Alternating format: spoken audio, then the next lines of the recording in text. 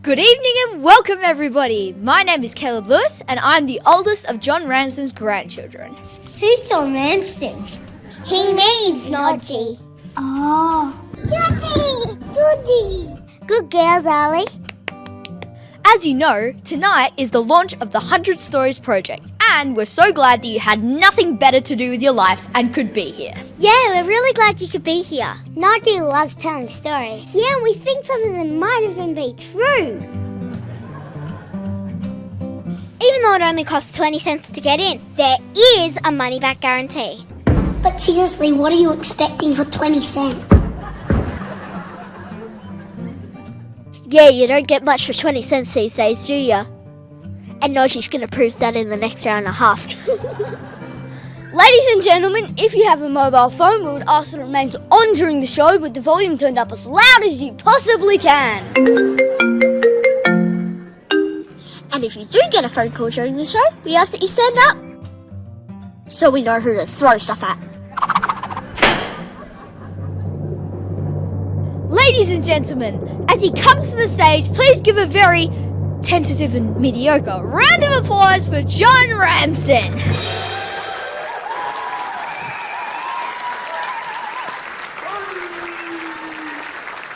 What are you doing here? This is just crazy. We prepared for about 150. There must be nothing going on. Or was it just the price that got you here? Is that how it all works? Hey, listen, thank you for coming. There are a number of different groups of people here that I want to welcome tonight. And the first lot is friends, people that I know pretty well. I see you every so often, so welcome to you. But I also know that there's a bunch of people that I have not seen for over 10 years. Can we have a light on for a second? If I haven't seen you for 10 years and you haven't seen me, can you just stand up for a second so I can see you? Where are you? If I haven't seen you for 10 years... Now, where's David? This guy, put your hand up, David. The last time I saw David, we were seeing him off on an aeroplane to go to Wales when he was 14 years old. This is the first time I have seen him since then. I used to write to him and I still remember his address. It was David Rees, Spring Hill, the Parag, Newport, Pembrokeshire, Wales, correct? Got it. Thank you so much, my older friends. Sit down. Thank you so much. The next ones are the randoms. Now, when I look at my phone, it's hilarious because it says lady, but after that there's about 35 of them. Lady sitting on park bench, African lady with child, lady who did it, lady did it. And then I go to men and it says guy who did this, and there's literally 30 at least of each one. If you are a random, I don't know if you're here tonight, but if you're a random that I've spoken to in a supermarket or somewhere else, could you please stand up just for a second? Are there any? Okay, there's a couple there. Oh, yes, get out of here. One of the randoms that are here tonight, and I'm absolutely thrilled, it was put to be, I can't remember how many months ago, but I was at a concert, King and Country, which are an amazing band. And I was sitting next to this guy called Steve, and I was asking him about, who he is and what he is and that sort of stuff, and they live up the country, a place called Digby, which is about 400 k's away from here. And this young lady came towards us with all these T-shirts for King and Country. I thought, oh, she's selling T-shirts. I said, oh, she's selling T-shirts. And he goes, no, it's my daughter. I said, well, what's she doing with all the T-shirts? Well, they're for my kids. How many kids he got? 12. Wow. The guy had, and so he has come 400 k's to not. Where are you, Steve? Where are you, mate? Where's your family? I know not all of them came. Stand up if you're part of Steve's family. Big round of applause for the people. Woo! Thanks, guys, for coming. The other people that I want to welcome are my own family, whether they be extended family or whether they be immediate family too. And I guess the best way to introduce them to you, it wasn't that long ago really that I got my two grandsons, Zachy and Caleb, and I said to them, you come into my place, we're going to make up a song, we're going to do a video clip, and we're going to surprise the family. So their parents thought that they were coming over for a bit of a sleepover or something like that, and we spent a day and a half putting this together.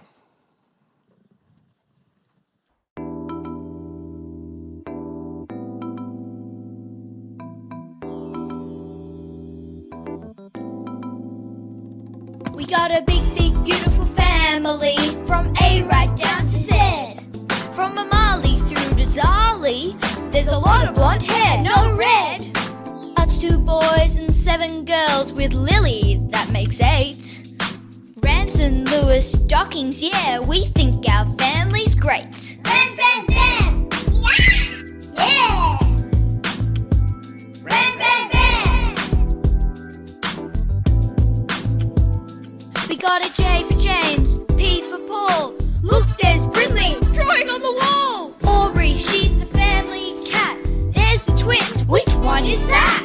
Uncle Samuel's story time. Who's your favourite? Pimpin's mine. M for Auntie Meadowy. Zarly's nappy. Holly's hiding Nodgy's keys. Basil's scratching out his fleas. Fishing till it's nearly dark. I caught a snapper. I caught a shark. Bam, bam, bam! We love to go to Nodgy's house. We think it's cool. We think it's grouse. Where's the girls? 'Cause no one knows. Probably in the toilet, swapping clothes. Ayla smiling like a fox. Can I have something from the box? Sierra calls out from the marshmallow tree. There's one for you and there's one for me. Under mats and under logs, the girls are out there catching frogs. One called Henry, one called Fred. By the end of the day, they'll all be dead.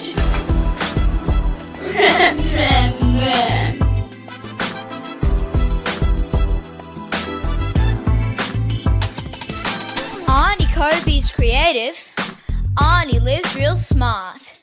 But she's got a husband, Samuel, who really likes to, you know. Uncle Samuel.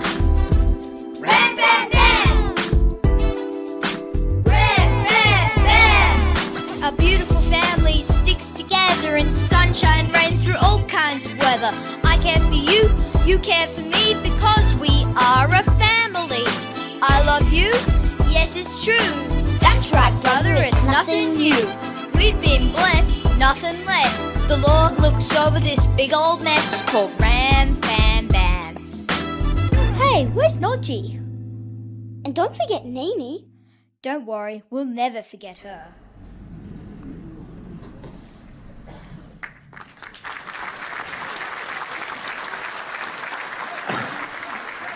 And thank you for the collective.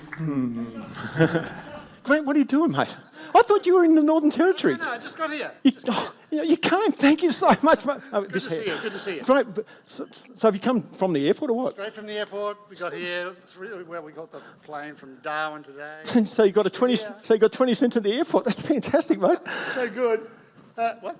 You got 20 cents from the airport to get in. No. Haven't got the 20, but I'll give you back tomorrow. No, Okay. Is that okay? You haven't got 20. Security! Security! No, you pay right now, mate. You go and get 20 cents or you're not. Don't anybody try this, okay? I don't care what you get. Go and get one before you come back in, mate. My ex-friend, Grant Lee. How did this whole thing get started? Well, when Florina died, I did a documentary called The Girl in Pink Overalls, which I know a number of you have seen. But after that, one of my daughters said to me not long after that, Dad, we've got all this footage of Mum and all this footage of us, but you're often behind the camera. Could you put some stories together yourself? And so I started to just tell a story here and tell a story there. And I reckon I got to about number 3 when I suddenly thought, I think I'm going to do 100. I actually think I'm going to do 100. And the very, very early ones, I didn't have any sound gear, I didn't have any of that sort of stuff, and I remember thinking to myself, I'm definitely no Steven Spielberg.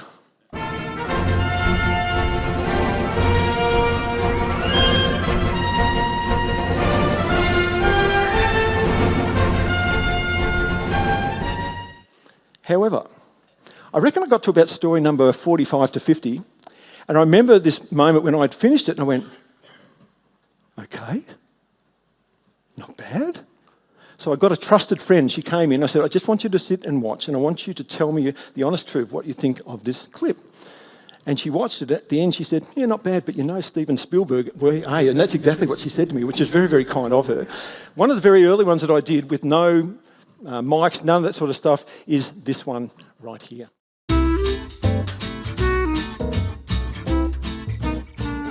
So it's the late 70s and I'm around 19, maybe just turned 20 years old, and I've just made the Australian baseball team for the first time, which is pretty exciting. And it's the first time ever that Australia's been invited to be in the World Championships, and it's going to be held in Italy, and preceding that there's going to be a tournament in Holland called Harlem Baseball Week. And I decide that I'm doing pretty well, but I really need to up my leg speed a little bit and get some more strength in my body. So I've got a mate called Keith Lancaster who I went to school with and grew up with in youth group and that too, and he's a really, really good runner. So I decide that for a few months I'll run alongside. When I say run alongside Keith, I would run behind him and just chase his tail the whole time. But I did improve over those few months. And there's somewhere along the line, I can't even think whose idea it was, we decided that it would be a good idea to run down to Phillip Island from Heathmont. Now, if you have a look on a map, that's a fair way. And we think we were ready for it. We got a couple of guys on their bikes, 3 guys, Malcolm Jackson, Peter Gray and Dougie, and they followed behind us to help us out. And we left Heathmont one morning and away we went.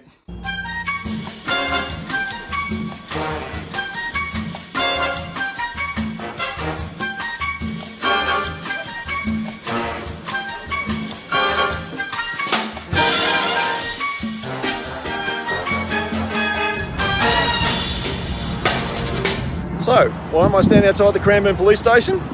Because that's where we spent our first night.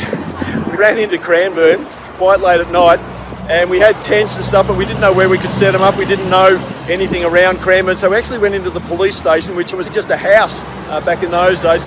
And the cop came to the door and we told him what we were doing. He said, "Oh mate, it's a little bit late at night to be trying to find somewhere, but if you want to, there's nobody in the cells." Had a lock up here. And so we finished up spending the night in the police station here at Cranbourne. A really lovely guy who was running it. And in the morning when we got up, we even asked him to do a couple of things for a little bit of fun for our film that we were putting together with the old Super 8 movie camera. And they were really, really willing to do that. They were just fantastic fun. So from Cranbourne, we got up in the morning, we had some breakfast with them, and we headed off again. Stack of stuff happened along the way, but one thing that I remember was that we were running along about where I'm driving now, and this guy pulls his car over. And he asked us what we're doing, because on the t-shirt I had a thing that said Phillip Island or bust, and so he told them we were running down to Phillip Island and that I was training and Keith was a runner. And so he took a photo of us, which finished up in the local newspaper down here, and he sent us a copy. So this is where we finished up at the end of day 2. I don't even know where it is, but we turned down that street over there somewhere, wherever it is, and we headed down. We came across a farm and we asked the farmers if the guys on the bikes could pitch their tents in the back of their paddock, and they said, yeah, no worries, they could do that. But Keith and I, they told us to come inside the house. We had a shower and we actually slept in their lounge room. I'll never forget, they made strawberry milkshakes for us out of real strawberries. They were amazing people. In the morning we packed all the tents up and we headed off down the road for our last day, which was going to be really hot and really, really tiring, but the destination was Cows. It was really hot and the guys on the bikes were going back getting us ice and all that sort of stuff. But we knew that we were also approaching Anderson's Hill, and Anderson's Hill was a really, really long, steep hill just before you get to the roundabout and head off towards the island. As you spot the bridge heading across to Phillip Island, as you come into San Remo, and you feel like, man, we've nearly done it. So remember, we rolled some toilet paper across the bridge and ran through it as a finishing line. Now, I'm not a long distance runner by any stretch of the imagination, but when you realise that to run from Heathmont to Phillip Island is nearly 130 kilometres and you get to the other end of the bridge, there's a great relief. And so we forged ahead with 17 k's to go, and we told the guys on the bikes, you go ahead, we'll catch up with you in Cows. But then things changed just a little bit down the road.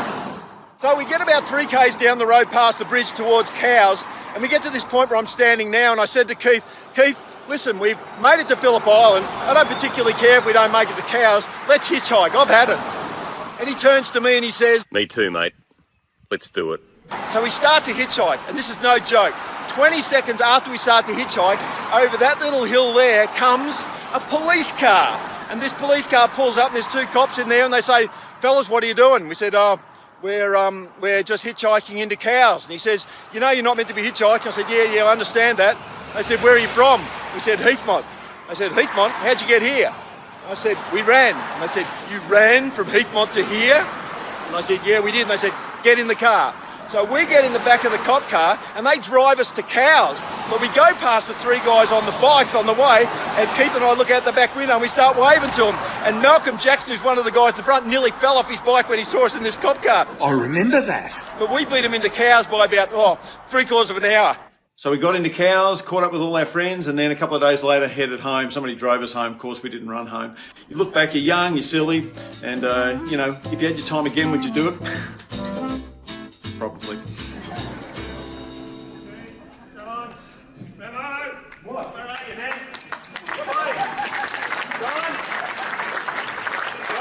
Heath, what are you doing, mate? Oh, mate, I'm just trying to do the run down to Phillip Island again. Mate, that was 50 years ago. Hey, that's all right. Look, if Cliff Young can do it, Well, I can do it. yeah, but he's dead. What, you got a map? Oh, yeah, I've actually been... Where girls going up trying again? to find the turn off at somewhere... Oh, thanks. Looking to turn off to Phillip Island. Keith, you're not going to be able to do it, mate. It's upside down! Keith, you turn off that way, mate. Keith, you want to move out of the way so I can get on the way to Phillip Island? It's that way. Go. How far? About 100 k's. Good luck with that. Thank you. Love your walking, just by the way. Sorry for the... Keith Lancaster! Woo!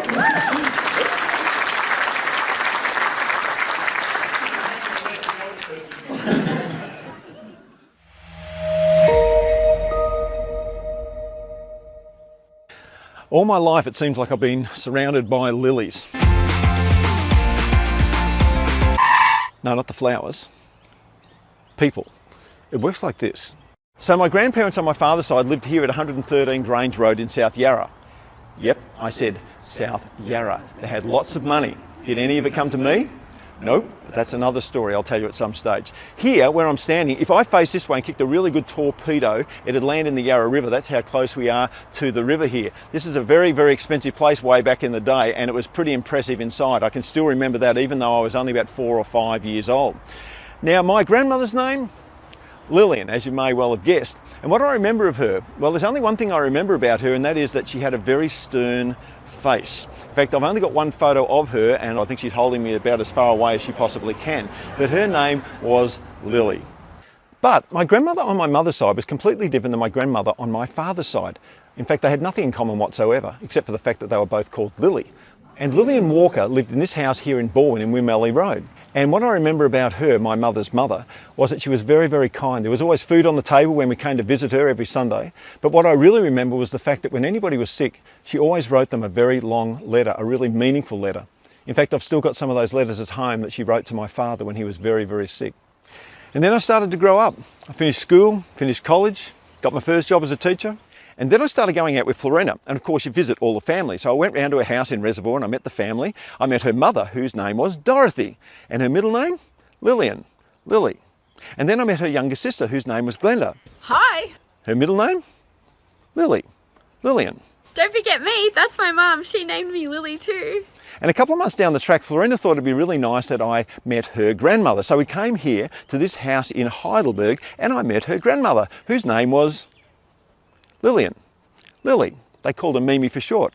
And there's a few things I remember about her grandmother, but the thing that really sticks in my head is when Kobe was born, our precious little second daughter. And we took her around to introduce her and we said, "This is Kobe." And she said, "Oh, you'd think you could have come up with a better name than that." She spoke pretty plainly and clearly to us, but we liked the name Kobe and we kept it. Florinda remembers going to this house as a kid and there was always a big bowl of lollies in the middle of the lounge room. And she would always say, "Please, Mimi, can I please have one of the lollies?" And the answer was always the same: "No, you can't." So many lilies, grandmothers, mother-in-laws, sister-in-laws. But to me, the most precious lily of all was one who I held for just a short time, but she didn't feel me. I spoke to her for a short time, but she didn't hear me. In fact, she never took a breath in this life, and that was my precious little Lily April Lewis, who was my granddaughter who died a couple of years ago.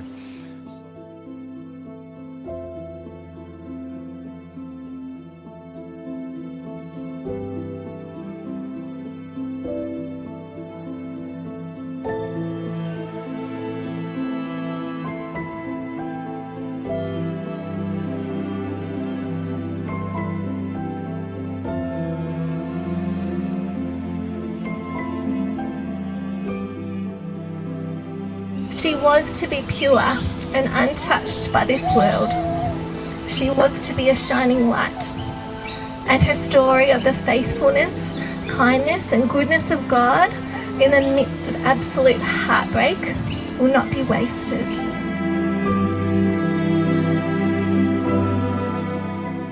That name Lily is always going to be precious to me.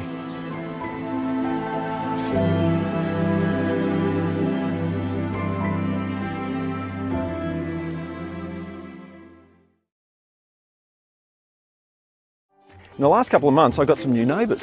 This is Serena, and this is Kaiden, and this is Alex. Oh, and this is Lily.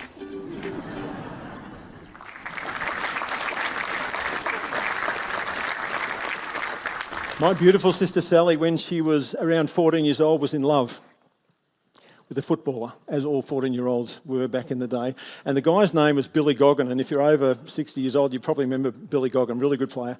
And they used to play in grounds. They didn't just play at the MCG and one or two stadiums. They had grounds all around Melbourne. And Sally dragged me out to the Brunswick Street Oval because Geelong were going to be playing Fitzroy. And in those days, you were allowed to run onto the ground after it and get autographs of your favourite players. And Sally, how do I say it, couldn't run for nuts. And so she got her 10-year-old brother to come along with the specific purpose of, at the end of the game, I was to chase Billy Goggin and get his autograph. So we're sitting there, three-quarter time comes, and suddenly the whole Geelong team comes across, and they're all sitting on their tarp, and back in the day they used to eat oranges. And I'm thinking, they're not far away, are they? So I just got over the fence and just strolled across to where they were and quietly sat down. And when I sat down, I looked around, and there's a very famous player called Doug Wade who kicked a lot of goals, and he looked at me this way and that way, then smiled and just kept on eating his orange. So it was you that sat down beside me. Very cheeky. The game goes on. We get to the end of the game, and I just took off for fear of my life that my sister was going to beat me up if I didn't get Billy Goggin's autograph. I got him. I got his autograph. I came back and showed it to her, and as a beautiful 14-year-old girl, she just sat in absolute tears. Funny thing was, a couple of months ago, I said to Sally, who doesn't know I'm doing this story, have you still got that autograph? And she said, no, I lost it years ago. So you lost my autograph, Sally, after all these many years when you got it, I think it's about 50 years ago. Well, I'm going to give you another one. And hopefully you don't lose this one because there won't be many more after this.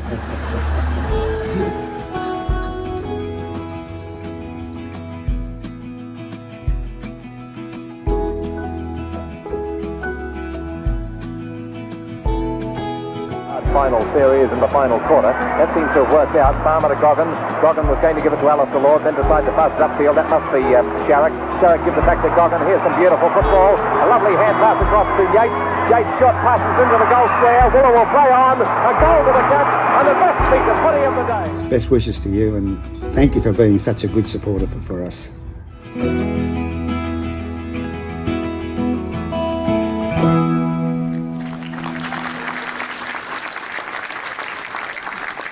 Where are you, Sally? Just down. This is the actual autograph that Billy signed for her, and she had no idea that this was coming, but there you go, my darling. Good on yourself.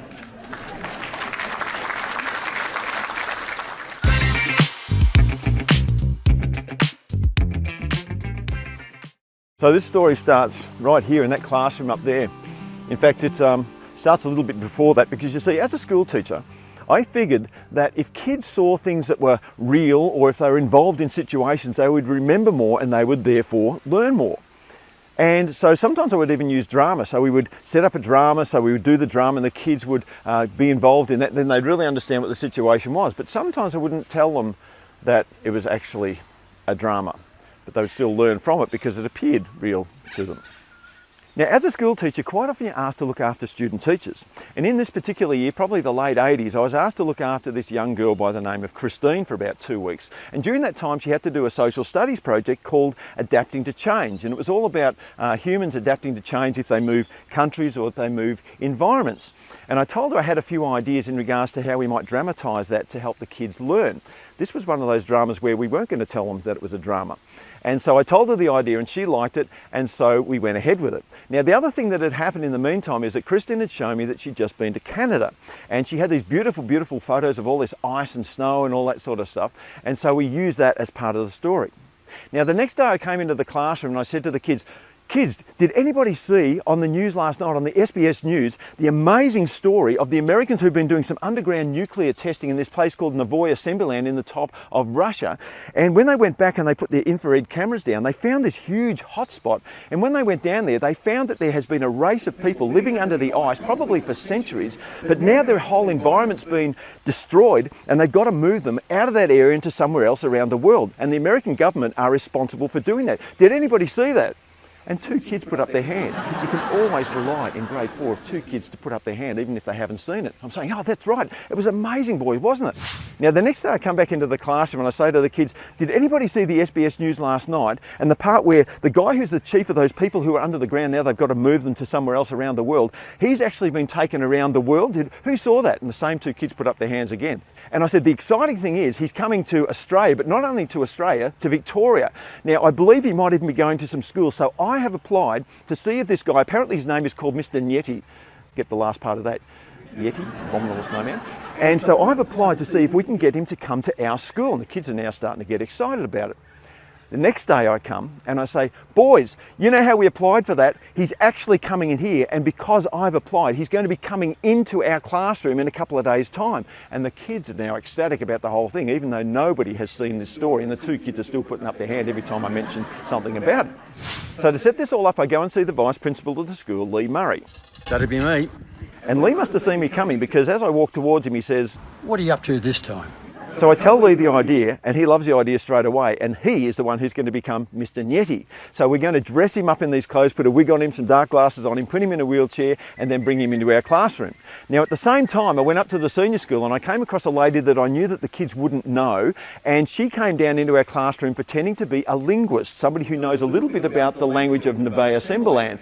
And she starts teaching the kids some of these imaginary words so that they can have conversation with Mr. Yeti when he comes into our classroom. So she's saying things like Nesamuska, and they're all going Nesamuska, and she writes it down. She goes, that means hello, Mr. Yeti. And they're going, oh. So they're writing these things down in their social studies books. Anyway, the day comes and the librarian comes in too. She's got a camera. She knows what's going on. She's almost wetting herself sitting down on the side there watching what's going on. And so we roll Mr. Yeti in, but we'd warned the kids, because he's been living underground for so long, we don't want to make too much noise, and we've turned the lights off to make it nice and dark for him. And they roll him in, and the boys are silent. And they've got these questions all prepared for him. So for the next half hour, the kids are asking him questions, and Lee's sitting there and he'll mumble to our linguist, oh, and she'll go, boys, I think what Mr. Yeti's saying is, yes, it was very terrifying when blah, blah, blah. And so he would answer all these questions by this imaginary language, and she would interpret this imaginary language, and the kids are absolutely fascinated. Now, at the end of it, this happened quite spontaneously. One of the boys puts up his hand and said, just what is it? He said, can we take a photo with Mr. Yeti? And I said, I don't know if he knows what cameras are. And so I looked to the linguist and I said, could you try and explain to Mr. Yeti what that's all about? And so she whispers in his ear, and he sort of nods, and she goes, I think he understands, so yeah, let's do that. So we get 4 boys and they stand behind Mr. Yeti, and then the librarian takes this photo with a flash, and Lee quite spontaneously goes, and he starts to panic, and the kids are jumping back and everybody's absolutely in fear. And I said, oh, look, we better take him out now. I think that was probably a little bit too much for him. So we roll Lee out the door and heads off, and the place just goes ballistic. The kids are that excited, and what happened, and it was just amazing. We talked about it and we explained how difficult it was for him to change environments and how hard it must have been for him. Now, in the meantime, Lee's gone down to the staff room and has started to take his wig off and his glasses off and all the rest of it off and stand up out of his wheelchair, but we took a series of photos as he was doing that. The next day, I got the photos developed and I put them in a row on the ledge of the blackboard. Didn't have a whiteboard back then, on the blackboard. And I just waited to see what would happen because the boys were working.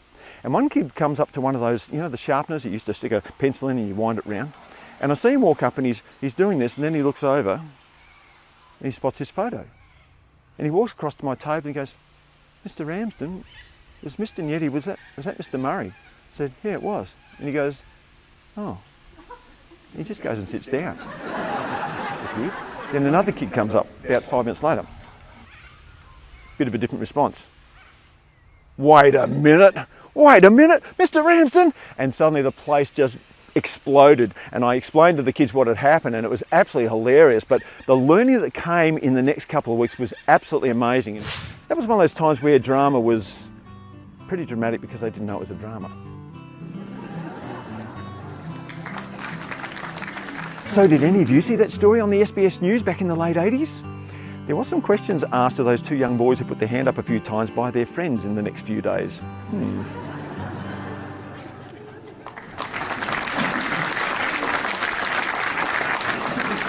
So that's just across the road there at Yarra Valley where I taught for 15 years. In fact, true thing, I'm meant to be at a reunion there tonight that I didn't realise, and I was hoping that there would have been some Yarra Valley boys here too, but I'm sure they're all going to be over that way there tonight anyway.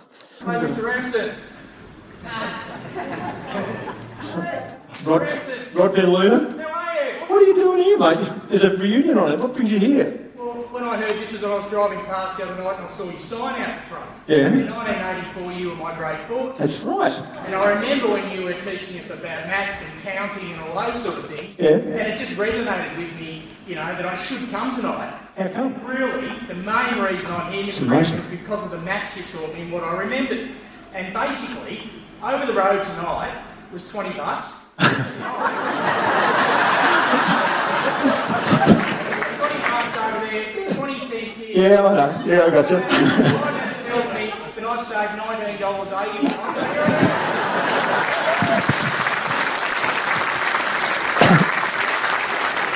Thanks, Rod. Thanks for coming. Being the school that it is, we had some very, very high-profile parents too.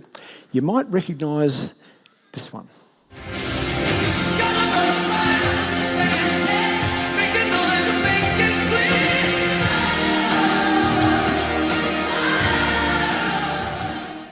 It was actually, for years and years and years, I've been wanting to do this thing called BOTAT I had in my mind, standing for bits of this and that, and to do a play with the whole school. But the headmaster before, the new guy that came, was pretty strict. He struggled with me a little bit, too, as most headmasters did, as it turns out. Probably because I'm a liar from the last one. But we had a new one come in, and I thought, let's get at him quickly, because he doesn't know me yet. And he agreed that I could do that. We had no budget. There was no budget whatsoever. And the idea was that every single class would do a particular act. There'd be cameos by some of the teachers. But for me, what I wanted it to be was an hour and a half where there was not a break. So there was something happening in front of the curtain, something happening behind the curtain, things falling out of the sky, things coming from here, things coming from that. And I wrote a song at the end of for the end of the program for the kids to sing to their parents. A bit of a tearjerker. It was the whole idea of, Mum and Dad, I'm watching you as I grow up. I'm following in your footsteps. I need you to lead me. And when you get older, our roles will be reversed and I'll be looking after you one day. But I had the problem. The problem was I had to get 200 kids backstage, and it was just me, and I didn't want to sit there for 3 minutes and do stuff. And literally as the parents were coming in, I had a bit of an idea. And I saw John coming in with Jill. And I said, John, I've got this problem. Can I speak to you for a second? Yeah, sure. So I tell him this idea. I say, hey, listen, because I want it to just continue to flow. I don't want any breaks in it too.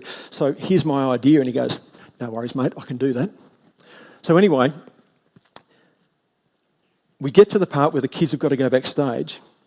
And Mark, who's here tonight, he's on the sound. I go, there's something wrong with this microphone. Mark goes, not down here. Does anybody know anything about microphones? And Farnham goes, yeah, mate, I know about microphones. And he's there, and the place just goes nutcase, of course. I say, who are you? He goes, I'm John Farnham. I said, is that meant to mean something to me? What do you do? He goes, oh, I'm a singer. Oh, you're a singer? Well, come and help me. So he comes up on the stage. The place is just going nuts. And he comes up here, and I said, well, Farnham, do you know about this? He goes, yeah. He goes, here's your problem, mate. It's not plugged in properly. Check, 1, 2, 1, 2. There you go. He starts walking off and says, hang on, Farnham. We've got 300 kids or so about to sing here. You reckon you're a singer? Let's see the microphone, make sure it works. Go ahead, mate. He goes, oh, what will I sing? And they're calling out Sadie and all sorts of silly things. Anyway, when he's done all that, I take the microphone off him. And everybody goes, boo! And I go, hey, wasn't that bad? And as he's walking off, I literally say, hey, Farnham, if you ever get famous, mate, remember who your friends are. Anyway, the kids come on, they sing the song, and the parents literally weep. It was amazing. John started a standing ovation. I had to go back and sing it again. But here's the fun part. In the morning, the phone rings at my house, and Florini picks up the phone. Hello? Yeah, I'll get him for you. John Farnham's on the phone. I said, oh, hi, John. He goes, oh, mate, that song turned me into a blubbering piece of nothing last night. He said, would you like to bring the kids down to the studio and we'll record that? And I said, oh, yeah, John might find some time to do that. So I went down and I recorded the keyboards. We took the soloist down there and they brought the whole stuff up to the school. We then recorded the thing. We sold squillions and squillions. Remember, we had no budget. We sold a squillion cassettes. I've used it a couple of times. Can we let this guy... sometimes... Check it. That's it. No, we got it. It's... Like a sword.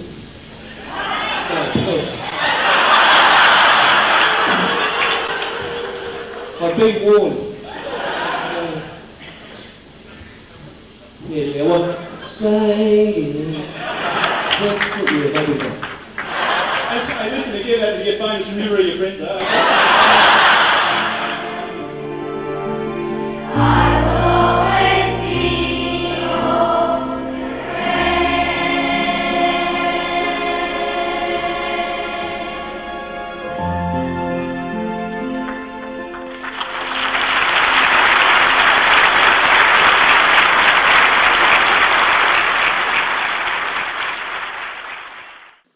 When you are out filming, you meet some very, very interesting people.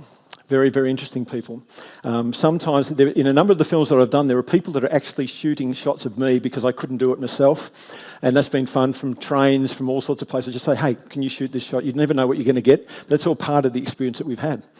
The other thing is, there was one guy that I met. I was doing a story on selling houses, and I met a guy called Trevor at Fletcher's in Ringwood. And he's a really nice guy, because I was going to 3 or 4 different real estate agents to get these cameo lines from them, and I fed them the lines because it was part of the joke. Anyway, this guy called Trevor, we really got on really, really well, and there's a picture of him right here. And so we did our part together, and then I got to church on Sunday morning, and an estate agent at our church said, hey, I don't know if you know, but Trevor died. 2 days after I filmed him, this guy died, which was really, really very tragic. Really, really nice guy. The other guy that I met, which is a story in itself, and I don't know, Rosie, are you here tonight? Maybe she didn't make it. Okay. You are? Whereabouts, Rosie? Oh, okay.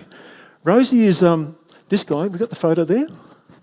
This guy. Rosie was Ron Brassey's manager. And via another story, and that's a story in itself, I finished up, Rosie allowed me to come out to Ron's house when everybody had said you can't get to Ron Brassey, nobody can get near Ron Brassey. And we had a lot of fun, didn't we, Rosie, with Ron that day. It was just terrific. He'd been struggling a little bit at that stage, but I think they might have been a bit suspicious of me at first, but we got on so well, Ron. I really, really thank you, Rosie, for that experience with Ron. Thanks for that. That was great. But not all of them are like that. Occasionally you meet some very, very interesting people.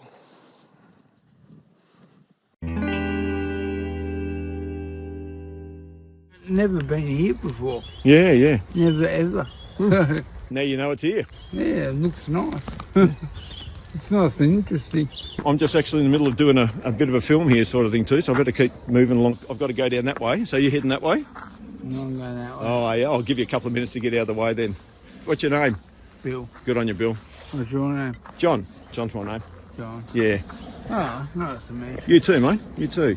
I never walked down here before. Certainly different. All right, mate. I'll let you go, and then I'll do some filming after you get down the other end. What's your film? I'm doing films of my life for my kids. Wife's dead. Yeah, she died. So, Poor bugger. well, lovely to meet you. I'll catch up with you again, eh? I just walked down here. I've never been here before. John. Yeah, good idea. There's a wiry plant down there. Have you ever seen it? A what? A plant that looks like wire. No. I don't know whether it's a native plant or an escapee. Right. I've been here 21 years or so, and it wasn't last year, maybe the year before I saw it. Right. Go down there and turn around. You go down, where you could go to the lagoon. Yep. Instead of which you go around on that other track, and just round there a bit to your right. Yeah. And it's like wire all over everywhere. Okay. Oh. No, I've never seen it. You're going to stay there a while? Yeah, I'm going to be here for a little while just filming, yeah. I'll go and cut it, bring a bit of this round to you. Okay, that'd be great. Yeah, thanks.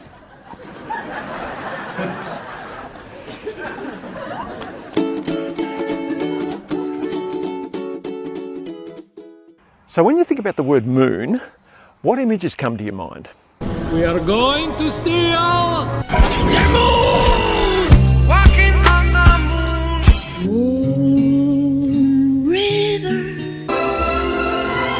Blue moon. I don't want to live on the moon. Carried away by a moonlight shadow. I'm over the moon. I'll see you pale moon rising. You want the moon? I'll give you the moon.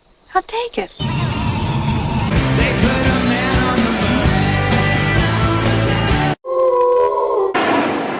Fly me to the moon. Yes, indeed. They've got the flag up now. Yep, all of those things are firmly entrenched in my mind. But when I think about the moon, I always think about a story that happened when Melody was just 4 and Kobe was just 2. Melody and Kobe loved to go and see Nana and Pop, who lived on the other side of town in Reservoir. In fact, they loved to see Pop, but they loved to see Nana. And we went across there one day, and when we'd finished there, it was night time. We were getting back in the car, and suddenly Melody stopped and looked up and said, "Dad, look at the moon. There's only half of it. Where's the other half?" And I thought to myself, I'm a parent, I'm a teacher. What an opportunity to teach my child the scientific facts of what's going on with the phases of the moon and why it's half a moon today. And I thought, what a great opportunity. So I said, Melody, let me buckle you in the car, and when we take off, I'm going to tell you why that's the case. So we got the kids in the car and we started to drive off, and then I started to teach my 2 children a science lesson. I said, first of all, the same side of the moon always faces the Earth. So every time we're looking at the moon, we're seeing the same part of the moon. Now, half of the moon is always lit up by the sun, even though it sometimes doesn't look like it from the Earth. Half of the moon is always lit up and the other half is always dark, although it's not always the same side that is in light and in darkness. Now, because one half of the moon is always lit and the same side of the moon always faces the Earth, the shadow from the sun rotates around the moon as the moon rotates around the Earth. And that means that we see different amounts of the moon lit up and in darkness. And that's why today we can only see half the moon, because that's the phase that it's in. And I thought to myself, that was pretty good. And I look around at the kids and they seem interested, and then I look around at Florina and she's looking at me like this. I said, what? She goes, as if. I said, as if what? She said, as if a kid 4 years old and 2 years old can just understand anything that you just said. I said, oh, Floss, I reckon we underestimate what kids can take in. She just rolled her eyes and looked out the window and we drove home. Now, when we got back home, we took the kids out of the car. Florina had little Kobe, she was already asleep. And I took Melody in my arms and walked towards the stairs, the outside stairs of the house. But just as we were about to get to the stairs, she looked up and she said, Dad, look, there's half a moon. And I said, that's right, Melody. Now, where is the other half of the moon? And without hesitation, I kid you not, without hesitation, she looked straight at me and said, back at Nana's house. I could hear Florina laughing from the top of the stairs and saying, I told you so. I said, well, science is important, Florina. Did you know, by the way, in regards to the surface of the moon and what it's made out of, they found these rocks and... I don't care what the scientists say, the moon is made of cheese. That's one of my favourites, that one. I love that one. I love that one. It's just classic when that stuff happens, isn't it? When you're filming sometimes and you start at one particular point and you come back and do it, quite often what happens is I realise I put it down and go, oh no, my hair's completely different. So I finish up having to go to Raja, who's my hairdresser. And every time I walk in, he says, oh, you're doing a new film, are you, John? Or you're doing a second part of one? So he knew that that was the case. And that is definitely the case in this one right here. This is also one of my favourites.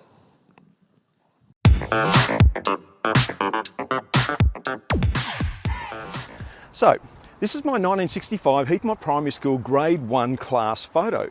And I'm telling you, I could name every single kid in that photo, every single one, except her.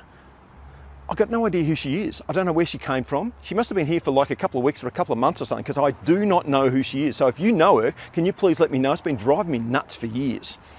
Anyway, this is me, and this is Mike, and this is us. And us is a pretty good description because we were inseparable as kids growing up. We pretty much came as a package deal. We both lived on Canterbury Road, and both of our house numbers added up to 10. He was 217 and I was 73. And we played in a 1969 baseball grand final as under 13s, and we won that. We did that together as well. We went to the same school, we're in the same class, we got into the same trouble, and that's pretty much because our naughty stuff was a team effort. And in grade 4, that was probably our piece de resistance, and Mike and I both agree on that. It was probably our most creative year when it came to naughtiness. And this particular teacher, Mr. Coath, who we both really, really liked, but he had a strap, And he even called it Charles. It was a bit weird. And when somebody was in trouble, he'd turn and he'd look at the cupboard and he'd go, "Oh, Charles." And the class would look around at Mike and I wondering who was going to get it. But in grade 5, they finally got it sorted out and they split us up. In fact, they only split me up. The rest of the classes stayed the same, but they put me in the other grade 5. We were just thankful that it took them so long. But we didn't confine our friendship and our capacity for naughtiness just to school. Oh no, we like to spread it around a little bit. Because you see, we also, as kids and teenagers, went to the same church. This one. So this was the Heathmont Methodist Church, which started way back in 1952. Now Mike and I weren't even born till 57, but when we were born, this is the little place that we came to every Sunday for about 10 years. And we started our life of naughtiness fairly early, because I remember when we were about 10 years old, down the back hall there on a Sunday afternoon, we worked out that we could pull out the louver windows and climb through and have a game of soccer. So we went in there, but when we went in there, the piano was in the way. Well, nobody told us that you were meant to push a piano from end to end rather than straight on. And when we pushed it, it went straight down, kaboom, and left a great big gaping hole in the floor. And like good young 10-year-olds, we took off. 10 years later in 67, just after they had built the new road here with the 3 lanes both sides, because it used to be just 1 lane both sides, they built this. It was actually pretty impressive for its time. And my father, Ken Ramsden, well, he took all these photos of them attaching the steeple thing out of the roof. Would have been a really nice view from up there. And at some stage, Mike and I looked at each other, shrugged our shoulders and went, "So why would you waste a perfectly good view?" So we started circumnavigating the church looking for a place where we could get up. And on the north face, we found a place that would get us to the summit. And when we got up there, we were not disappointed whatsoever. It was actually fantastic. You had the Shell service station and the old caravan place beside it, all of the bushland behind the shops where we used to set off fireworks twice a year too. A lot of things have changed over the last 55 years. And after getting on top of the church a stack of times over the next few weeks, we started to realise something. And that was the fact that as people walked past the church on the footpath, nobody ever looked up. Nobody ever looked up. It was like we were invisible. And then a little bit of local knowledge kicked in, because you see, there was this tree in the church property that had berries this big.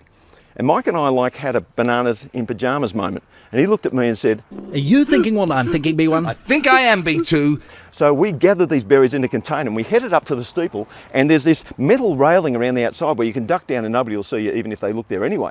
And we started pinging berries at people. It was hilarious, and we even hit them sometimes. The funniest thing was when they got hit and they'd look around trying to see where it came from. Where's the last place you're going to look? At the top of a steeple on a church. We had so much fun.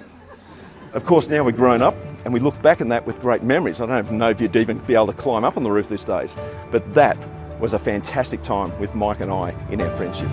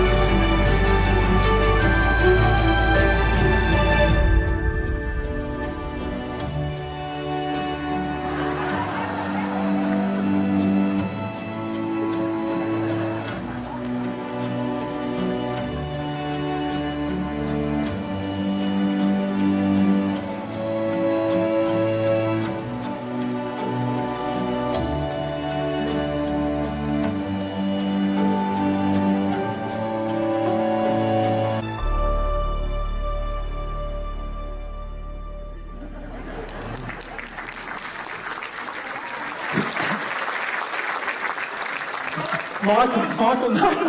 What? You ought to get on top of this roof. No, this is not even our church. You can even chuck berries at Yarra. Security! Security! We should have got into trouble the other day when we did that. Get him out of here. Get him out of here.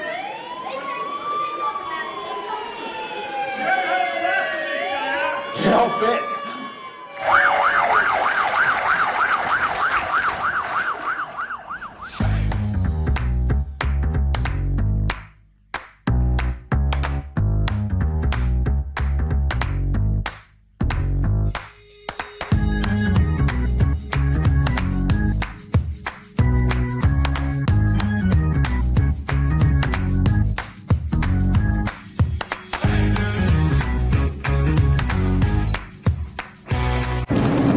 So Melody, where are you taking me? Taking you to the hospital. Oh, look, Nudgy, it's a hospital. It is, that's Maroondah Hospital, darling. Have you ever been to a hospital? I certainly have. I've been to that one, I've been to a lot of them. In fact, I've been very, very sick. Actually, I've just done a story about me being sick. Would you like to have a look? Yeah. It's on my phone, come on, let's go and have a look.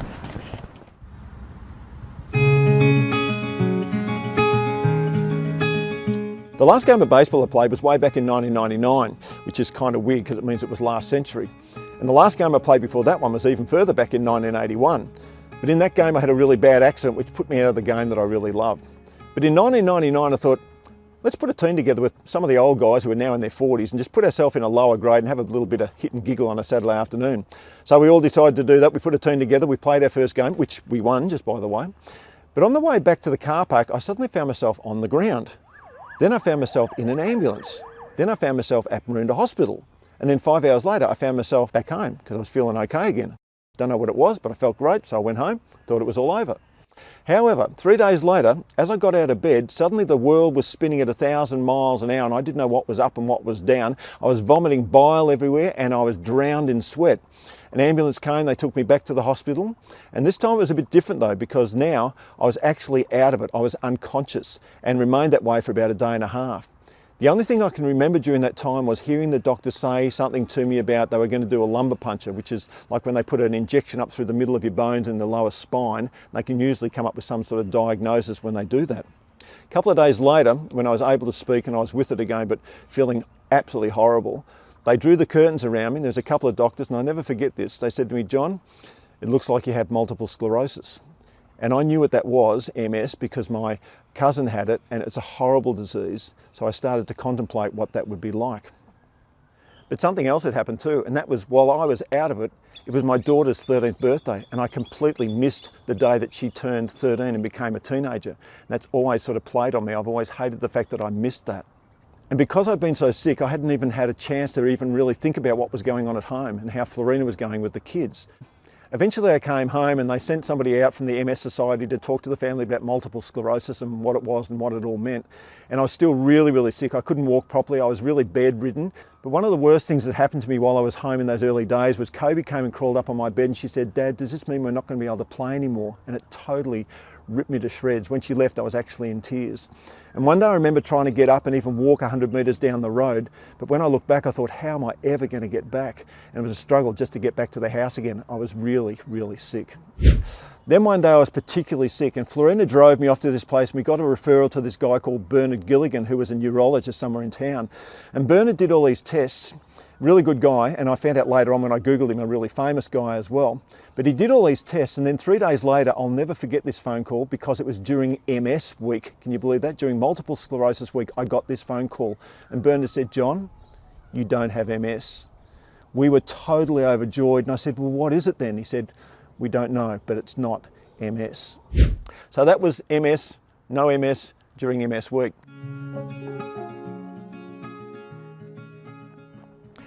Now, a year after all this happened, in fact, to the month that it happened, I was meant to go up to Mildura on a business trip. But I got up in the morning, I felt really, really unwell. I had like this band across my chest. I thought, what is that? I thought, oh, maybe it's just muscular. So I went to the airport, but when I got there, it got twice as bad. And I rang Florina up and said, Floss, I don't know if I can get on the plane. I feel really unwell. And she said, well, why don't you delay and go in a couple of weeks' time? And I thought, I'm already at the airport. I'll go and I'll see a doctor when I get back. So I got on the plane. By the time I got to Mildura, I was feeling a lot better. I thought, oh, good. So I was in the shopping centre doing all the stuff that I needed to do, and suddenly it hit me again, but twice as bad. And I went, wow, what is that? And I turned around, and there's these two guys at a booth. And the booth has got a sign, and the sign says, come and get your heart checked out for Heart Week. It's Heart Week. So I went and spoke to these guys, and I said, look, I've just got this band of, it's really, really tight around my chest. And they looked at me horrified and said, mate, you need to get to the hospital right now. And I said, oh, look, I'm going home in a couple of days' time, but thanks, I'll go and get it checked out then, but thanks for that. And they go, no, mate, you need to get to the hospital now. You mightn't get home. I said, are you kidding me? And they said, no, we're not kidding you.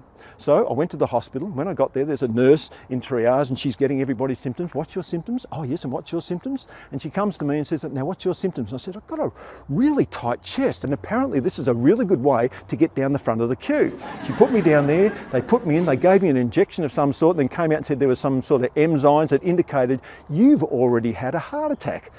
And I said, I think I even know when that happened. So they put me in and I was feeling fine, and they flew Florina up, which was really, really nice of them, and everything was going well. But the next day, about midday, everything went haywire. All I remember is doctors and nurses running everywhere, and the next thing, I'm on an aeroplane being flown down to St Vincent's Hospital, where they opened me up and did what they needed to do. I'm really glad that we live in the era that we live in now. And when I recovered from all that, about a couple of weeks after that, I was driving and then it hit me again. Oh, here it comes again. I knew what it was. And I looked around, I'm in traffic, I'm driving, I'm at a stoplight. I turn the car off and I look, and Knox Hospital is right there. So I get out of the car, get across the road somehow, up the embankment, into the foyer, and just say, I think I'm having a heart attack, and then bang onto the ground. They put me in an ambulance, they raced me back to St Vincent's, opened me up, fixed me all up again, and everything's fine. And I was so thankful for those doctors and the fact that I was right there at that hospital when it happened. And I was thinking, you know, I got diagnosed with MS, and I found out that during MS week, I didn't have MS. And then during Heart Week, I had a heart attack. So I've been thinking, if there's ever a pregnancy week, I'm out of here. So what do you think of that, Hol? Man, you've been really sick, Nodgy. I have been very, very sick. I think it must be in the genes, actually. What are the genes? Oh, I should explain, shouldn't I? So that's when it goes from generation to generation. For example, my mum had a stroke and I had a stroke. My two grandfathers had heart attacks and I had a heart attack. So sometimes the genes carry down from generation to generation. You mean like I could get them someday? I suppose you could have some of my genes. Didn't think of that. Hey Nodgy, can you take me shopping? Take you shopping, darling. What do you want to get? I think I need some new jeans. Very funny. Very, very funny. Now, there happens to be a PS and a PPS to this story, because I told you that I got misdiagnosed with MS, and they did eventually find out what it was. Because when I had the heart attack the following year, I went into the hospital to outpatients, and the guy said to me, what's this other thing that happened to you a year ago? I said, oh, they told me that it was MS, but it wasn't. He said, let me do a couple of x-rays. So he did some x-rays at the back of my neck, and a week later I came back, and it was a different guy, and he said, no, nothing here, just the old stroke. And I said, stroke? And he said, you didn't know that you had a stroke? And I said, well, when I was having it, I said to the person with me, I think I'm having a stroke. So I went back to the hospital where it had originally been diagnosed as MS and just told them, and they were all apologetic. And I said, it's okay, I just need to let you guys know. But the PPS, well, that's a little bit different. Because you see, I was showing this particular story to my younger daughter, Kobe. And when it got to the bit where I'd missed Melody's 13th birthday, she said to me, you missed her 14th birthday too, Dad. I said, what? Oh, I was in hospital for the heart attack. I missed her 13th and her 14th. I missed both of them. And I went, oh, oh, oh.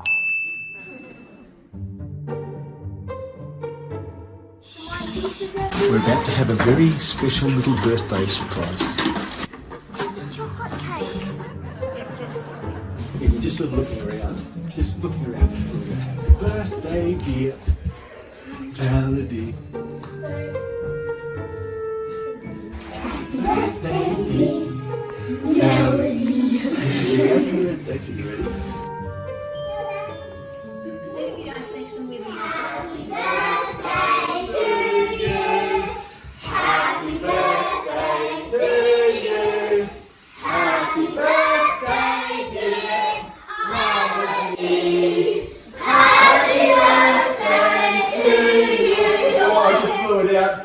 Special little cake because a long time ago something happened, Melody, and I never had the chance. Oh, Dad, thank you. That's lovely. Oh my goodness. Oh, beautiful piece of jewelry. Oh, maybe there's something underneath there. You wear that every day. Maybe not the jewelry. Oh, Dad, I'm not sure. It's coming. Okay, my goodness. That's because I never got to get you a present, darling. That's amazing. Awesome money to buy some special jewelry.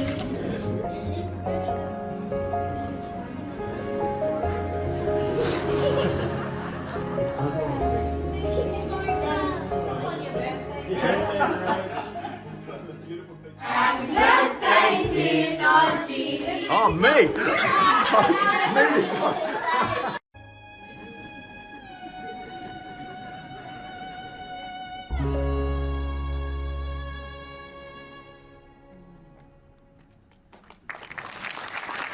I love telling stories, but I also love hearing other people's stories too. Love it, absolutely love it. And one of my favourites comes from a very good friend of Florena's called Heather. And is Heather Crow, are you here tonight? You are, whereabouts? Stand up, Heather, just so I can see you. Thank you, Don. And she gave me permission to tell this. So Heather, John's here as well. Good evening, John. So John's her husband, and John was going on business, I think it was at Banff, way overseas. And he said, hey, Heather, why don't you come with me? She goes, oh, that'll be great for the conference, so you'll be at the conference all week and all night as well. And what am I meant to do? He goes, oh, how about if I pay for a friend and a friend comes over with you? And she goes, oh, that's a great idea. So her friend comes with her, and what they did every day was they would go for a walk and they'd find a tree and they'd have a photo taken of them in front of this tree. So they did each day, and they just get some random person to take a photo of them. And one day they are walking and they find these two beautiful trees beside each other with some mountains in the background. And so let's get one done here. So this family comes up, there's a guy and his wife and a couple of kids, and Heather says, oh, can we have a picture? And he goes, yes. And his wife goes, go on, darling, give him a picture. And anyway, she says, look, we'll stand here, but can you make sure that the tree is here, the other tree is here, and then we're right in the middle so that you've got the mountains in the background. He goes, oh, yes, ma'am, no worries. His wife's laughing, and he goes, and just really make sure that you've got it framed, because this could be really, yes, ma'am, no worries, no worries. And so he picks up his camera and he goes, click, and then he hands it back to Heather. And as he hands it back to Heather, Heather goes, Steven Spielberg. She's telling Steven Spielberg how to take a photo. And so that was a pretty good one, Heather. Really good one. Good one.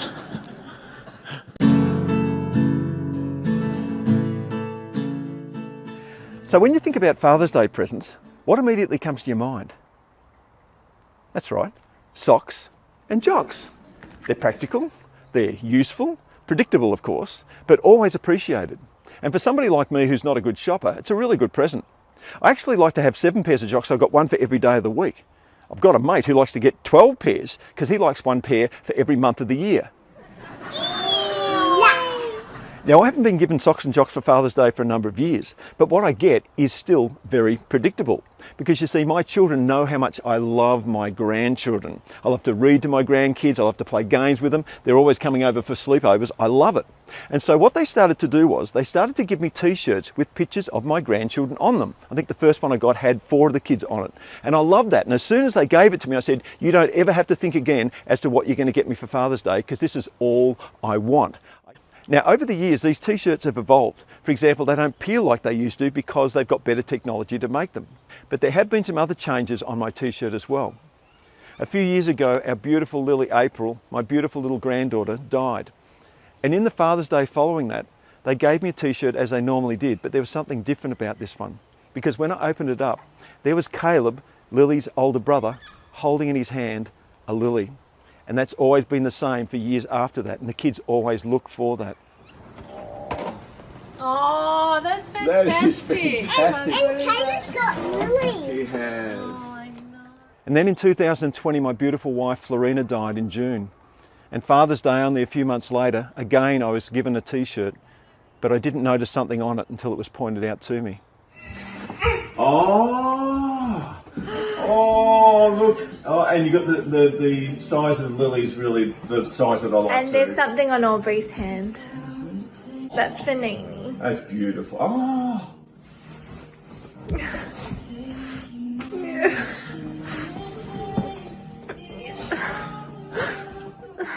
I love you, Dad. Socks and jocks, they get old, they get holes in them, you chuck them out. And I know my t-shirts are also going to get holes in them too, but they're not going anywhere. Because you see, I've always worn my heart on my sleeve, but now I get to wear my grandchildren on my heart.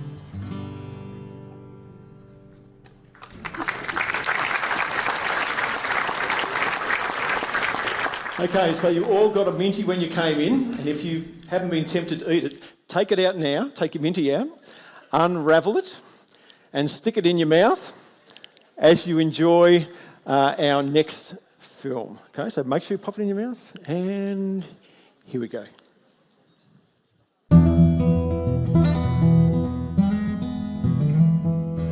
I had such a great childhood growing up. There were no screens back in those days. We used to do all sorts of stuff. After school, we'd get on our bikes, disappear all over the place, go down the local water hole, do all that sort of stuff, jump in wherever we wanted to. It was absolutely fantastic. And the other thing that I really remember was that as a young kid, I was really, really frustrated because you get to January, you're in the holidays, that's okay, and you get to February and you work your way through that, but you had to get all the way through March till you got to March 31st so that they click over the calendar into April the 1st. Because you see, I believed in April Fool's Day. And as little kids, we just loved April Fool's Day, just loved it. All the little pranks you could do. Oh, look, your shoelace is undone. Or, put a spider in your mother's shower and wait for her to scream, or a little bit of salt in her coffee or tea or something like that. Or even just knock on people's doors and run away. It was great fun. But I mean, it was kids stuff when it all boils down, but we just loved it at that time. Of course, you grow up, as I did, and you just don't do those silly little things anymore, because you see now you do things that are far more sophisticated, particularly when you are a teacher. Now, because I taught primary school, the kids that age were absolutely ripe for April Fool's Day. But what they didn't get, of course, is that their teacher was also ripe for April Fool's Day and had been since he was born. And so with the kids, it was all about setting up your situation. What you would do first thing in the morning, the kids would come in and they say things like, oh, look, your shoelace is undone, Mr. Ramsden. Go, oh, you got me. And let them do their little things. But all the time I was planning and plotting that around 11 o'clock, I would put my plan into effect. One of my first April Fool pranks that I played on a grade 4 is very, very memorable. And that's because the principal walked in right in the middle of it. And he looked around the classroom and he said to me, John, why are the boys lying on the ground? And I said, oh, they're waiting for an earth tremor to happen at 11:05 today. And he said, an earth tremor? I didn't read about that or hear about that. I said, that's because I made it up. It's April Fool's Day. And like other principals that had me, he rolled his eyes and walked out of the classroom. And 15 minutes later, the boys still had their ears pressed to the ground, still waiting for an earth tremor that was never going to happen. Now, if you're a school teacher, please do not leave your April Fool's jokes in the classroom. Bring them into the staff room, because that's a whole bunch of fun, I'm telling you. I remember once I made a whole plate of lamingtons, which is like square sponge cake, and you put chocolate around it and then you put coconut on the outside. They're beautiful. I made a whole plate of them. People loved them. Trouble is, one of them was actually made from sponge, like real sponge, square bit of sponge with the chocolate and with the coconut, but they were hidden in amongst the plate. And I waited to see who was going to eat it. Well, eventually in walks the chaplain, Stuart Taplin, and he picks up the you-know-what and he takes a bite. Well, he thought he was going to take a bite. Then he looked around and he saw everybody else was enjoying him, so he took another bite, but this time he tried to even rip a piece off. And when he realised he couldn't, he just politely put it down on his plate and just went on with his conversation. Did I ever tell him? Of course not. Yummy.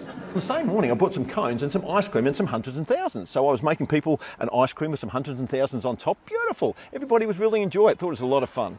Except for the person that didn't realise that one of those things that I'd made was mashed potato, because I discovered that if you put mashed potato in a cone and you put hundreds and thousands on it, it's impossible to work out that that's not ice cream as well. So we had a lot of fun with that. Did I tell him? No way. On April Fool's Day in the 1980s, I had a grade 4 of 31 boys. And I told the boys that we were getting a visit from Malcolm Fraser, who was the Prime Minister at the time. And the kids were that excited, and I said, well, what should we do? Maybe we could make Australian flags and stand out on Foundation Drive, and when he came and waved those flags. Well, they thought that was a great idea. So for an hour and a half, the boys made Australian flags, and then at recess time, they stood out on Foundation Drive all by himself, with the rest of the school not joining in, and waving flags to the Prime Minister, who was going to arrive at Yarra Valley. Now, I went into the staff room, and I remember one of the staff saying to me, what are your boys doing out there on Foundation Drive with all the Australian flags? And I said, well, they're waiting for Malcolm Fraser. He said, oh, we're getting a visit from the Prime Minister today. And I said, well, no. But this one, without a doubt, was the piece de resistance. Meaning the most important or remarkable feature, especially with reference to creative work.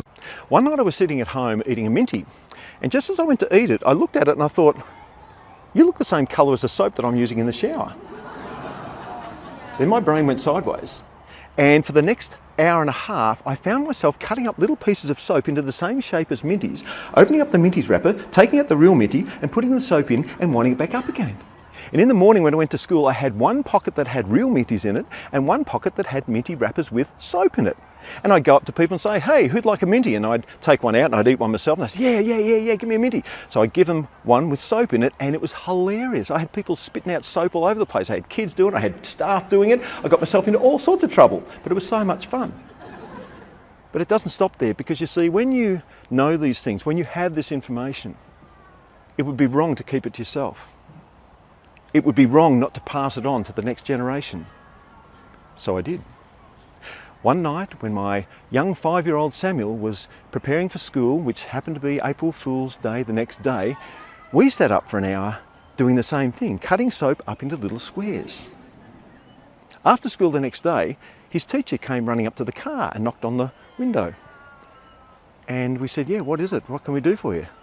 And she said, I can't believe a 5-year-old tricked me into eating soap. I was so proud of him. But I was also proud of my daughter, because she also had set up with us doing that as well, Melody. Except hers backfired a little bit, because you see, she did it to somebody and they thought it was funny, so they did it to one of their friends. Their friend didn't like it and bit them on the arm. They both got into a fight, they both got into trouble. Melody just wandered off into the distance. The generational thing, where will it end? Well, definitely not with my grandchildren. It's not going to stop there.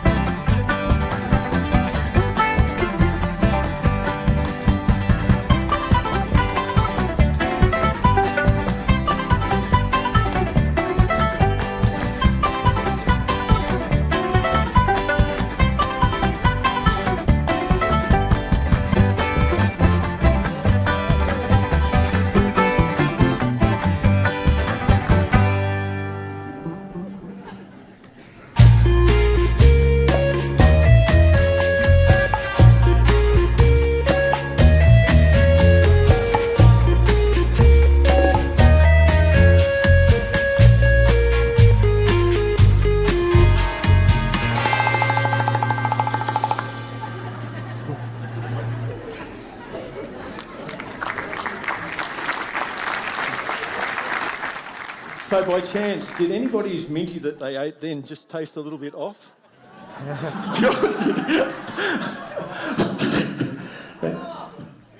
Did somebody else say yes too?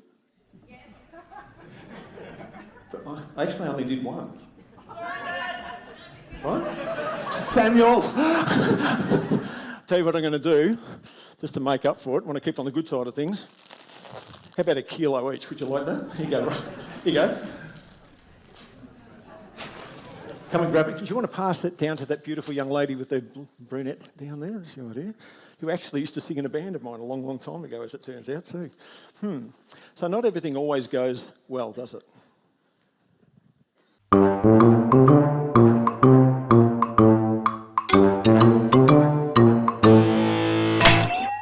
During that year, I taught a kid called Austin Wright from the US, and he's beside another bunch of stuff.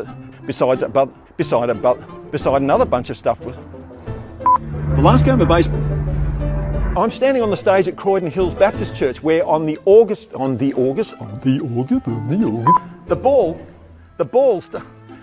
just kept on going and going and going. So Dave just kept on, the ball, that's going to be a wonderful position for you to go to avoid any accident. Oh no, I nearly got that whole thing.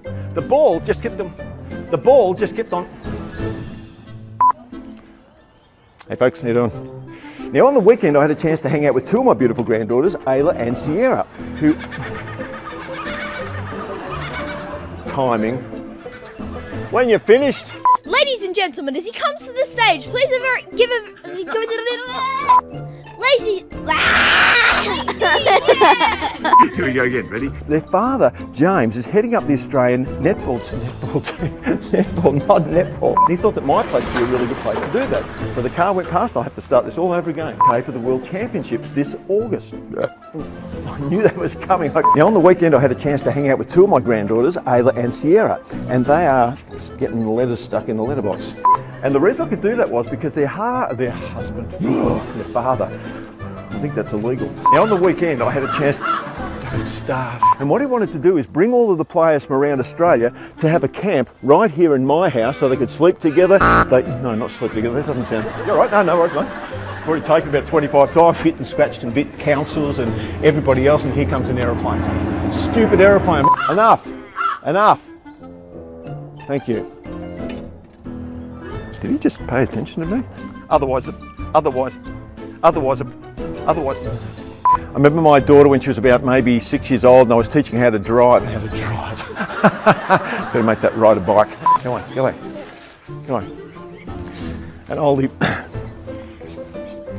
An oldie but a goodie. But it's nice to get a compliment. Go away. An oldie but a goodie. But it's nice to get a compliment every so often, isn't it? Now the dog is sitting between my legs. Get out of the tree. And now there's going to be a cat.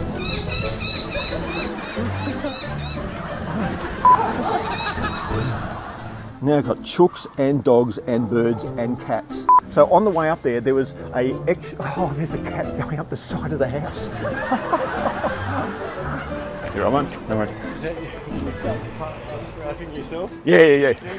No, my name's John Ramsden, that's why.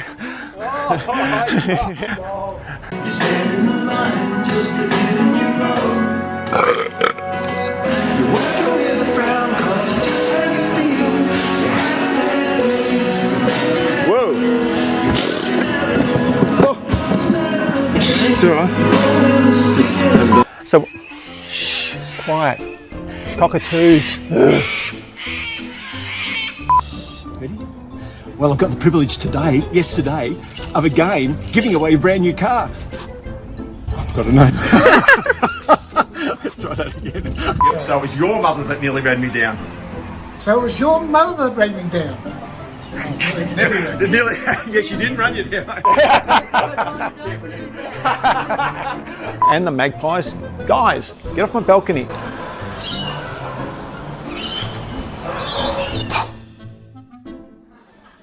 He walks down the front and said, hey, I'm from Heathmont, not from Heathmont, I'm from Ringwood. Try that again, Johnny boy. And so I suddenly realise what's going on. I start to laugh and everybody else starts, poop.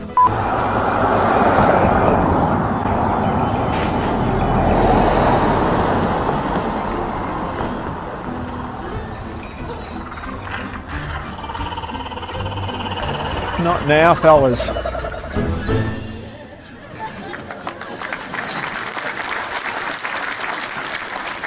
So I live across the road from Heathmont Secondary College.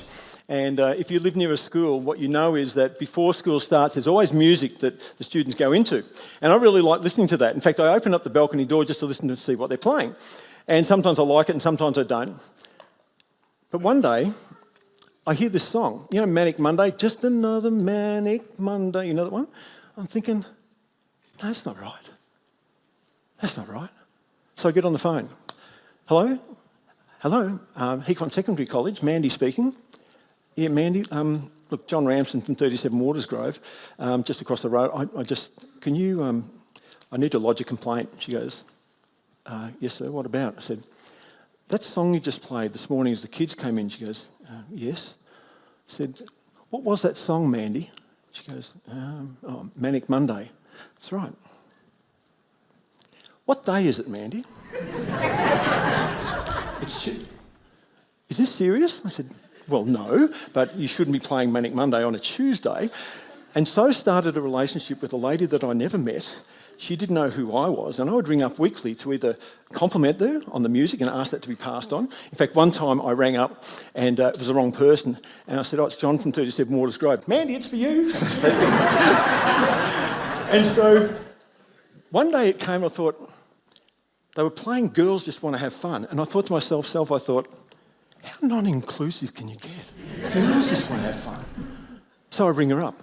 I said, yes, John, what is it? I said, well, it's John from 37. Yeah, I know, John, it's you. So girls just want to have fun. That's not very inclusive. Anyway, I hang up the phone. Then I go, I think it's time to meet Mandy. So I walk across to the school and I find a teacher who's not in class. And I said, just follow me with the camera.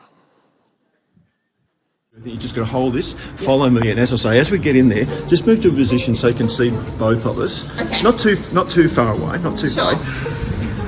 Really looking forward to meeting Mandy.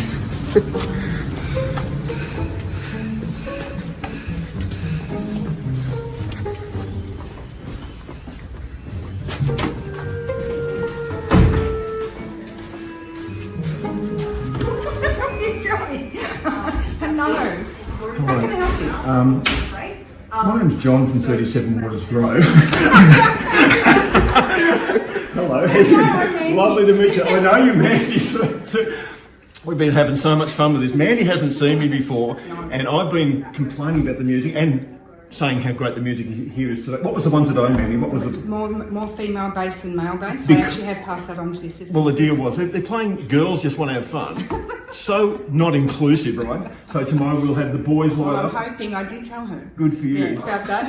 You might have to do a few touch-ups. Lovely to meet you. Yes, you too. Finally to put a face to the name.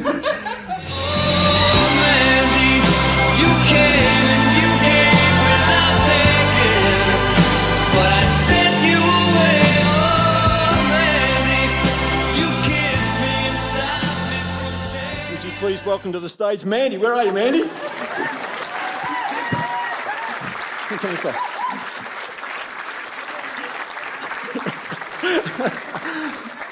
How embarrassing. That's exactly what this is all about, Mandy.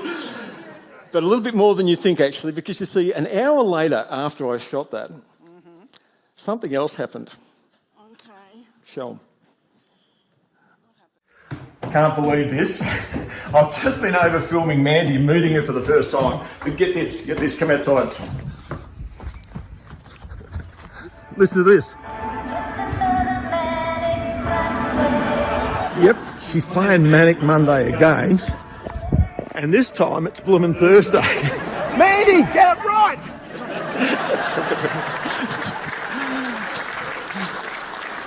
Let me ask you a question, Mandy. Okay. What day is it? Oh, geez. It's Saturday. It is. Would you please thank Mandy as she leaves to the stage to her own special music. Thanks, Mandy. Away you go.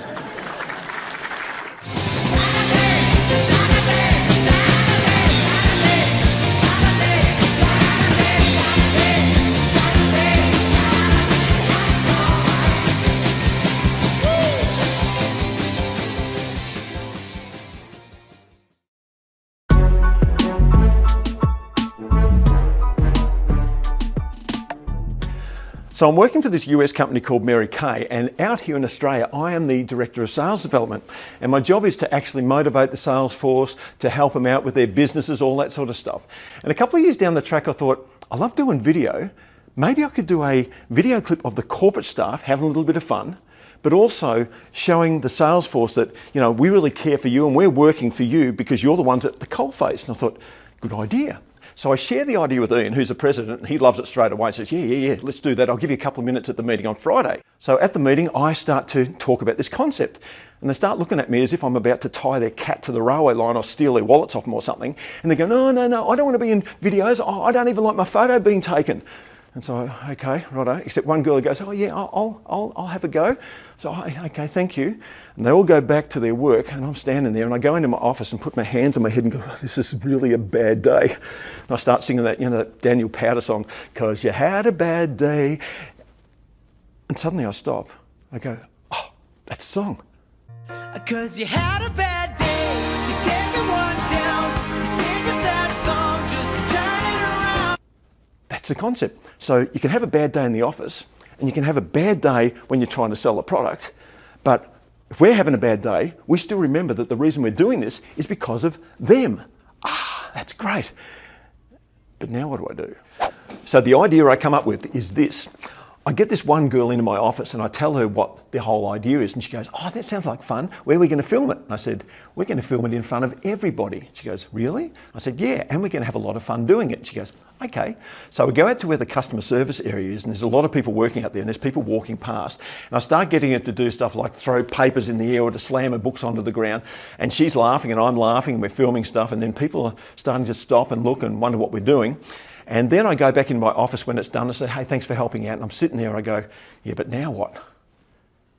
Then suddenly under my door appears a piece of paper.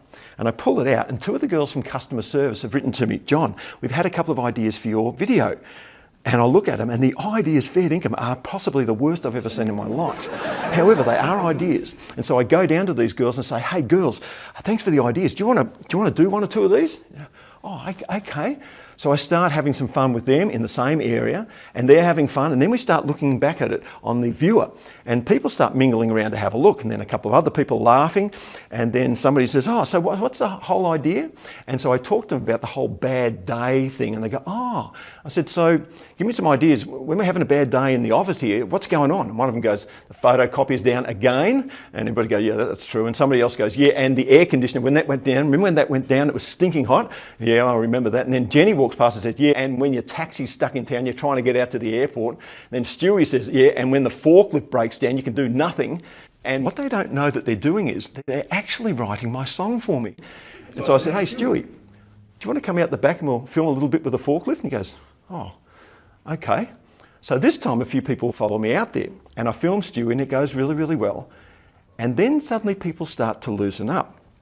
And not just loosen up, because in the next 3 hours they start becoming prima donnas, thinking they've got the best ideas. And so I'm filming people all over the place doing things, and it was actually fantastic. The look on Ian's face was brilliant because he could see what was going on.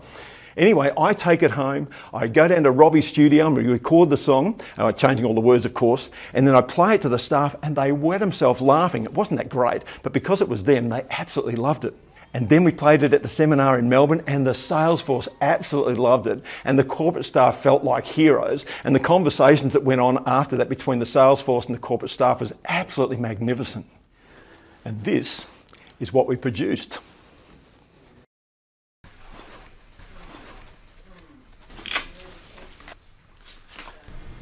Excuse me, Barb, have you seen my mobile phone? No, I haven't, no.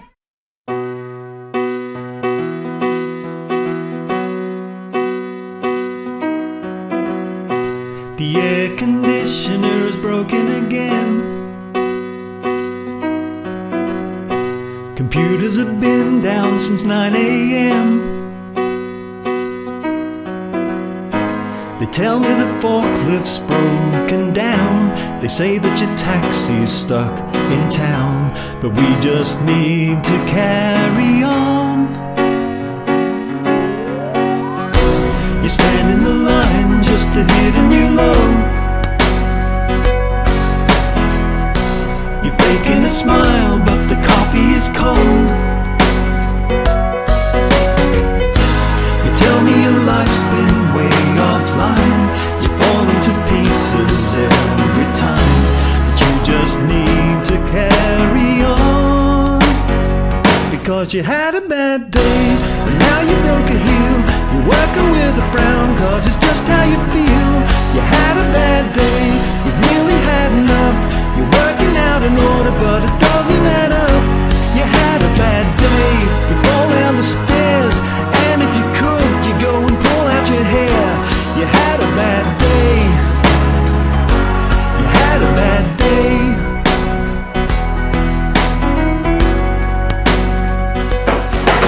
What do you think you're doing?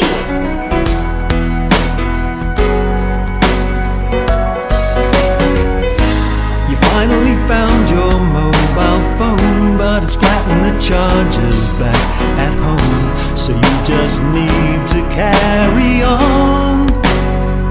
Cause you had a bad day, I'm telling you the truth. The paperwork piles nearly up to the roof. You had a bad day, your heart begins to sink. The photocopier is on the blink. You had a bad day, the water's running out. You're feeling so sad and beginning to doubt. You had a bad day, this day stinks. Sometimes you feel that you just can't cope, and the whole thing turns out wrong. And we remember what we're doing this for, and then it all starts turning around. It's all starting to make sense to me now. Of course. It's all the consultants climbing higher. That's what it is. You were the ones are gonna inspire us. And now we'll have a great day, all because of you. We'll catch you on the phone, cause we love what you do. We'll have a great day, it's all about choice. You're making my day when I'm hearing your voice. We'll have a great day, you pick us up. And when we're feeling just like we should, we'll have a great day. What a great day! We'll have a great day. Now it's going to be a really great day. And all because of you!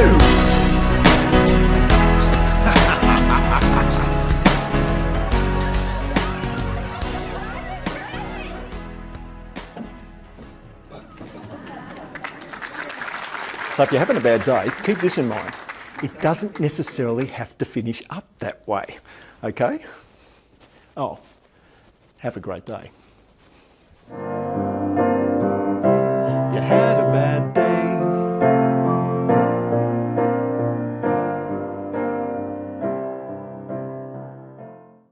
So when I taught at Yarra Valley, one year I had a young boy in grade 4 and he really struggled. His name was Brad Alcock. Good kid, really good kid. And we started doing some drama and a little bit of plays and film and stuff, and he came alive. And it was fun for me to watch because it wasn't long after that he, well, it was a little bit long after that because he was only 10 years old, but probably when he was about 17 or so, found him at the Performing Arts Centre at Yarra Valley. He was actually, I think, an apprentice there doing the lighting. And then a little bit later, I found him at Carolika Theatre doing the lighting too. Turns out that he went on to do things for Rowan Keating, Rock Whiz he does, Human Nature. He did the Sydney Olympics, the Beijing Olympics. He owns now his own lighting company, which is pretty amazing because I reckon if he was here today, I'd just say, Brad, give me the spot. Congratulations, Brad.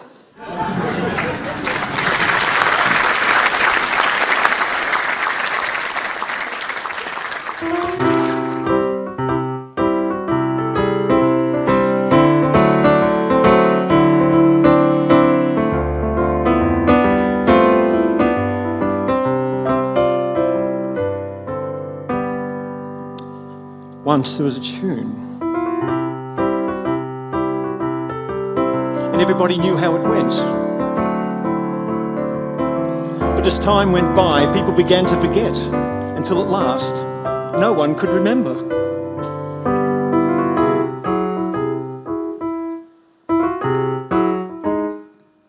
And there was hatred, and wars, and death. Then one day somebody said, how does the tune go? There is no tune, there never was, it's only a myth. These were the philosophers. You mean there's no tune at all? Well, it doesn't really matter what tune you play, as long as you play something. These were the religious leaders. And so the world played on. And there was hatred, and wars, and death.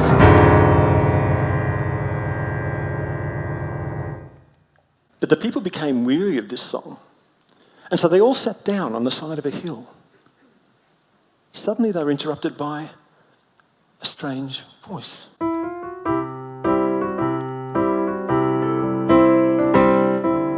And somebody said, that sounds like the tune. There is no tune, there never was, there never will be. Well, it doesn't really matter what tune you play, as long as you play something, and you don't hurt anybody, especially me. But the people listened, and a man appeared before them with a smile on his face, but a sad look too. And he was playing the tune. And some of the people started to sing along. La la la la la la la la la la la la la la la la la la la.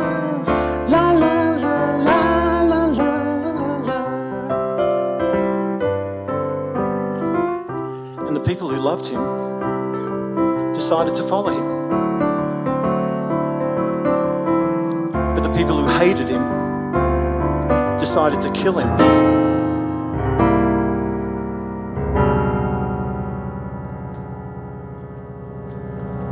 And they did. And When it was finished, they went back to their houses of philosophy and religion. They sat down at the tables to eat and to drink. Suddenly, they were interrupted by a familiar voice. And they ran over to the windows and looked out to see who it was. It was him. And they became confused and angry and frightened, and while they were wondering how they could get rid of him once and for all, something very strange happened.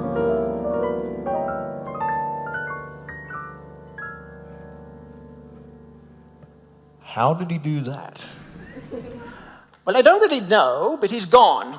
And when trouble goes, you don't ask where. He'll never return. Never again. I hope. Yet again they were interrupted. And this time they ran outside to lay hold of him. But they couldn't find him. It was just a lot of people smiling. And they all knew the tune. La la la la la la la la la la la la la.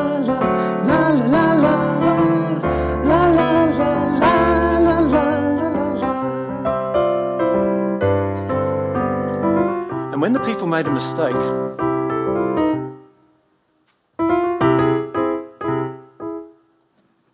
they stopped and they listened.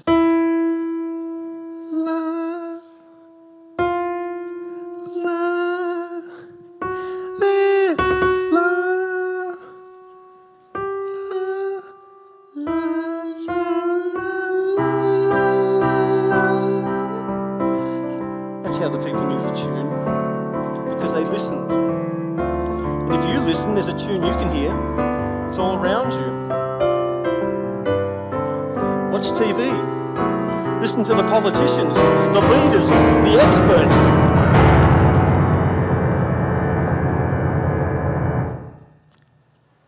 But if you really listen, there is another tune you can hear.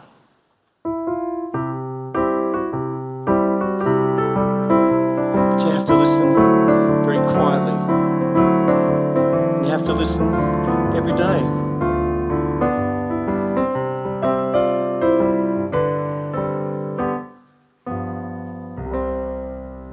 Amen.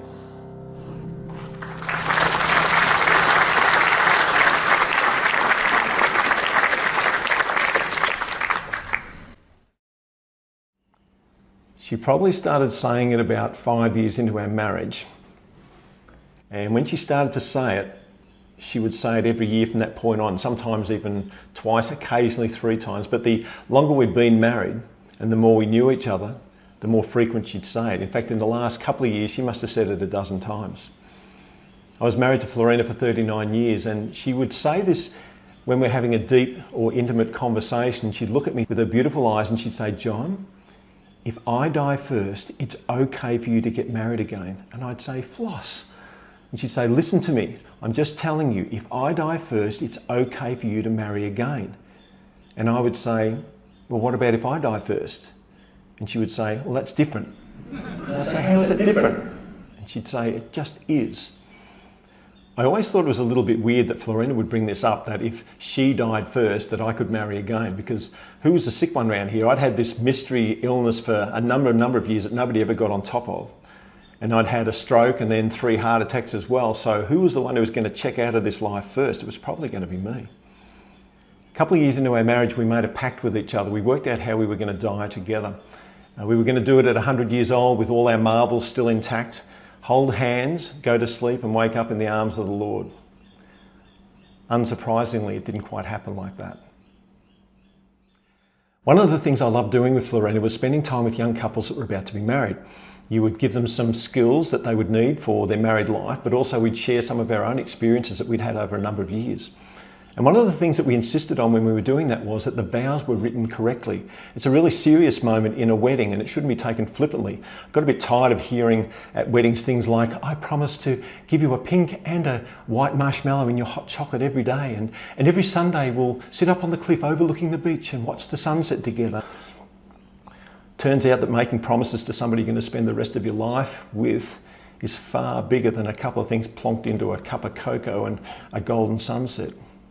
And so we would Ask them to consider even the traditional ones, which would say to have and to hold from this day forward, for better, for worse, for richer, for poorer, in sickness and in health, to love and to cherish until death do us part.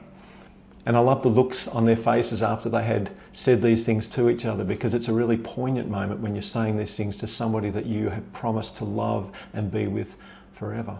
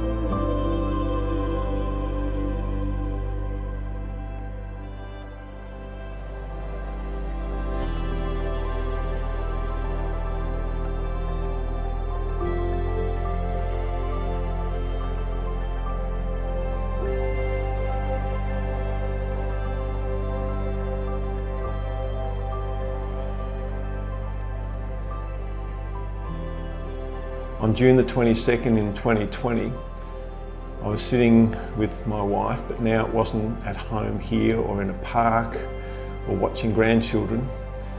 I was in a hospital room now because she had developed this thing called blastoid mantle cell lymphoma, and she wasn't long for this life.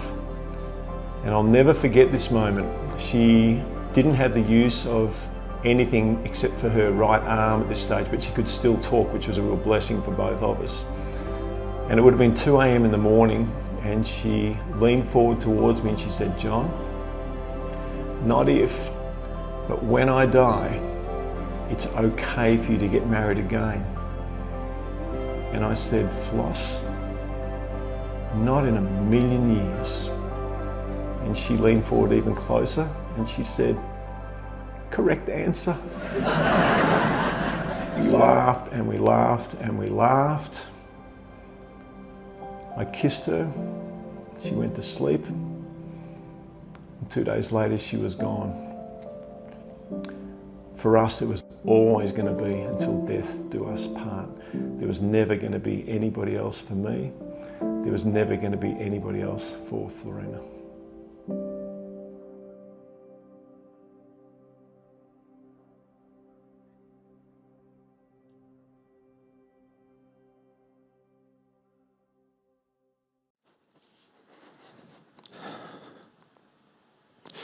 Today would have been our 45th wedding anniversary.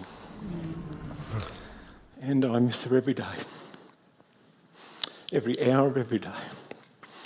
But I am so confident in her eternal future. She belongs to the Lord. And that is just such a great comfort to me. At her grave, not so long ago, I put a QR code on it, and it goes to that movie. And not so long ago I was up there and there was a guy with his young daughter, and I said, "Oh, who are you visiting today?" You get into a lot of great conversations at gravesides. And he said, "Oh, my mother." And I said, "Oh, so it's your grandmother?" And she said, "Yeah." And they asked me, and I said, "Oh, my wife Florina." And he said, "Oh, she died of lymphoma." I said, "How do you know that?" He said, "I watched the video." I thought, what a wonderful thing to be able to share that with people. I think... Anyway, it's getting late. I need to finish this shortly. Story 100 hasn't been done yet. I finished 99, but you know what? When I got to story about 60, I suddenly went, "Oh, I know how this finishes. I know how this finishes." And all of a sudden I'm saying, "God, don't let me die till I get to story 100. In fact, I've told some people, if I die, this is what you do with story 100. And so I'm excited about that too. I have a present for you. We can turn the house lights on. This is going to be tricky because, man, I truly expected between maybe 150 and 200, and I am overwhelmed. And so you gave me 20 cents as you came in, but I'm giving it back to you. And when you have a look at it, there's a QR code on it. And when you go to that QR code, it'll give you a little bit of information as to how you'll get to see these. In fact, I believe at 8 o'clock tonight, the first two went live. I think one's an introduction, and the second one is, I don't know if it's a story. It might be a story that you saw tonight too.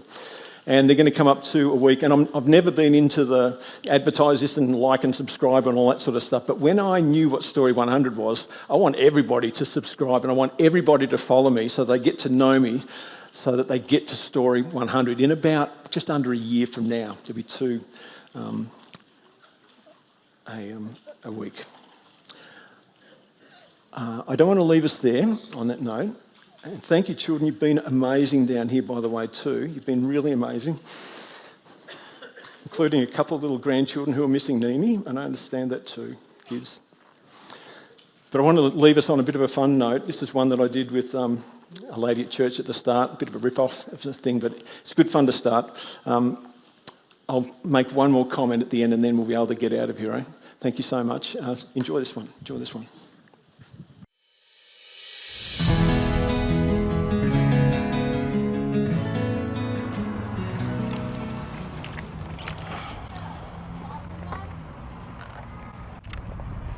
Hi, I'm John Ramsden. Would you like a chocolate?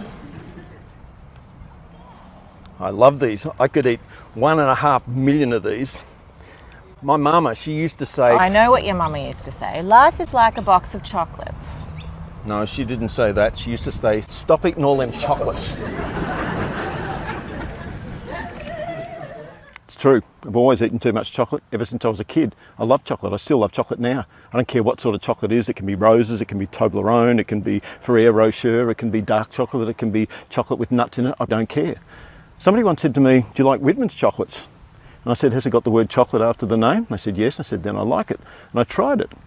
The chocolate was good, but there was something bigger than the chocolate when it came to Whitman's. You see, going back many, many years ago, and this is before we had drones, Whitman's had an airship and they would fly it around Melbourne and they would do all the advertising at the MCG and you would see them over Flemington on race day. And Kobe absolutely fell in love with this thing. And every time we were driving and we saw the airship, we had to stop or we had to make sure that Kobe was in a position where she could see it. And then something quite unexpected happened. A friend of mine, Mark Rabick, who used to work for Channel 7, finished up as a camera operator on the airship. Well, that would be me. Kobe was beyond herself with excitement at the fact that she knew somebody who flew inside that airship. And then something rather marvellous happened, because just a couple of days before they moved the airship back to Adelaide, Mark was able to talk the pilot into letting Kobe go for a fly in the airship, but she had no idea. And it was going to be on her birthday. Happy birthday, Kobe. You're 11.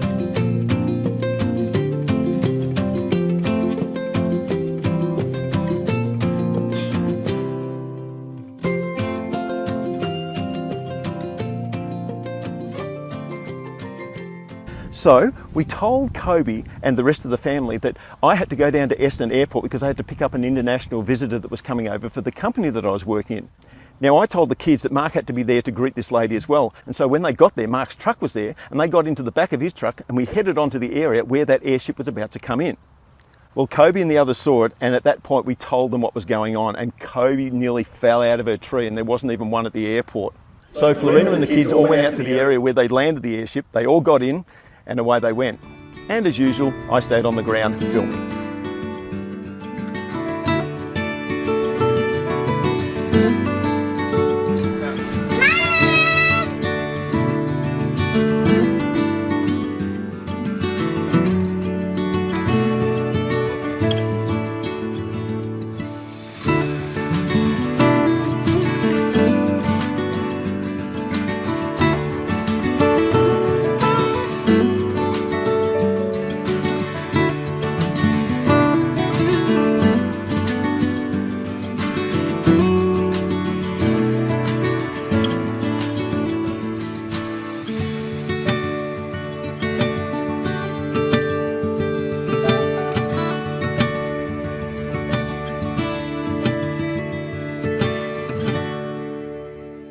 So when it landed, Florina got off and the kids got off and they raced past me, and then along came Kobe with this comment.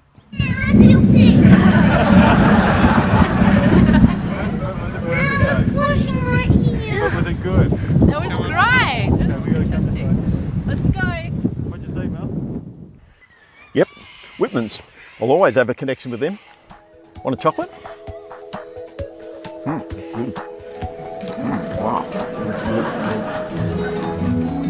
Get your own.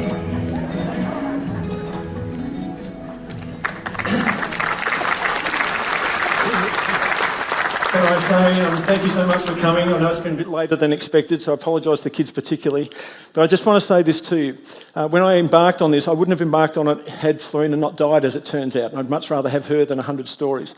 But it really did get me to thinking that every single person, including Heather, including all of you, you all have some story. And people say, you've got so many. I said, yeah, I'm 67 years old. I've got a lot more than you, for sure. But I just want to say to you, it's a great thing to record for future generations. There might be one person who's interested in that. There might be something poignant you can say to them too. So this has been part of my story. What's yours? Good night.